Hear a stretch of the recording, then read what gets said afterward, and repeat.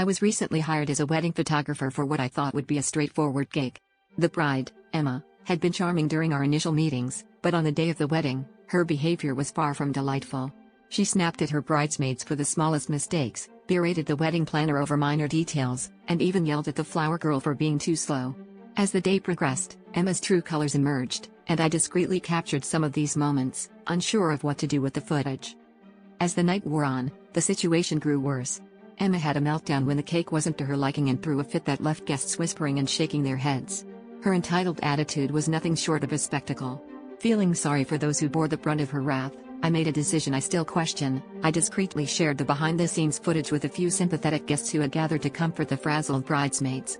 It was meant as a commiseration, a way to show them they weren't alone in witnessing her behavior. Word spread fast.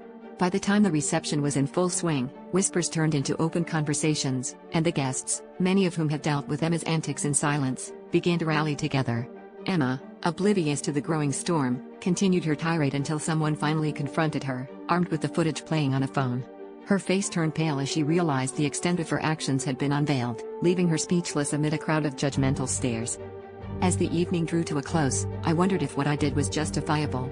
Did leaking the footage make me the villain, or was it a necessary act of justice for those subjected to Emma's cruelty? Later, I received messages from grateful guests and bridesmaids, thanking me for exposing the truth. Emma never reached out, and part of me hoped that being confronted with her behavior might lead her to reflect and change. But in the end, I couldn't shake the feeling that I might have crossed a line, even if it was in the name of revenge. Am I the asshole?